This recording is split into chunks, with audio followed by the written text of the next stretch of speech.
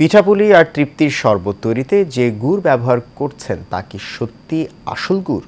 জানেন কি কিভাবে কি দিয়ে তৈরি হচ্ছে এসব গুড় যা খেয়ে মেটাচ্ছেন তৃপ্তি?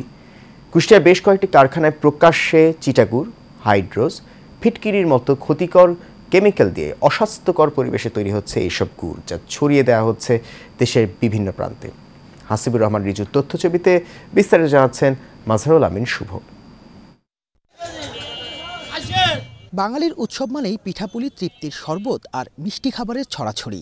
এসব খাবার তৈরির প্রধান উপকরণই হচ্ছে গুড়। তবে কিভাবে কি দিয়ে তৈরি হয় এই গুড়, সেই প্রশ্নের উত্তর খুঁজতেই কুষ্টিয়ার খোকসা উপজেলার বেশ কয়েকটি গুড় তৈরির কারখানায় গিয়ে দেখা যায় প্রকাশ্যে টিনের কৌটা কেটে বের করা হচ্ছে নষ্ট পচা চিটাগুড় ও মিশ্রির দানা, যা ফেলা হচ্ছে নোংরা ইটের তৈরি গর্তে। সেখানে পা দিয়ে মাড়িয়ে মেশানো হচ্ছে হাইড্রোজ ও ফিটকিরির মতো ক্ষতিকর কেমিক্যাল। তারপর সেগুলো চুলায় জ্বালিয়ে তৈরি করা হচ্ছে আখের গুড়, যদিও এর মধ্যে আখের রসের ছিটাফোঁটাও নেই।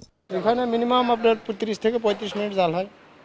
জাল হওয়ার পরে ঢালে দেওয়া হয়, তারপরে হচ্ছে এই জায়গায় লাড়িয়ে ভালো করে দানা ধরায় নিয়ে তারপরে হচ্ছে টিনে ঢালা। প্রতিদিন এসব কারখানাগুলোতে তৈরি করা হচ্ছে টনকে টন ভেজাল গুড়, যা ছড়িয়ে দেওয়া হচ্ছে কুষ্টিয়া সহ দেশের বিভিন্ন প্রান্তে। আমাদের এই গুড়টা 1 নম্বর গুড়, বাংলাদেশের সব জায়গায় চলে।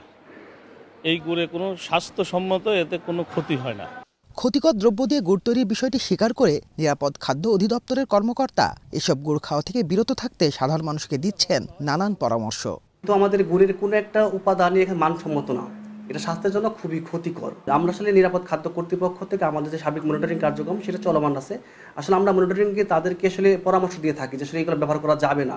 আর এগুলো আসলে আমাদের যারা ভোক্তা তাদের প্রতি পরামর্শ হলো এই ধরনের গুড় আমাদের মানুষের খুবই ক্ষতিকর, বিশেষ করে আমাদের যে পাকস্থলী যেটা সেখানে কিন্তু একটা ক্যান্সারের সম্ভাবনা থাকে। আর ভোক্তা অধিকার বলছে খাদ্যে ভেজাল মিশ্রণকারীদের বিরুদ্ধে অভিযান অব্যাহত রয়েছে।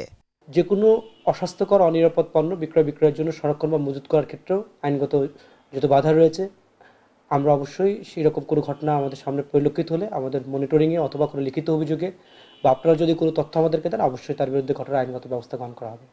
এসব ভেজাল গুড় খেয়ে প্রতি বছর নানান রোগে আক্রান্ত হচ্ছেন লাখো মানুষ। তাই ভেজাল গুড় তৈরির কারখানা স্থায়ীভাবে বন্ধ সহ জড়িতদের বিরুদ্ধে কঠোর পদক্ষেপের দাবি সাধারণ মানুষের।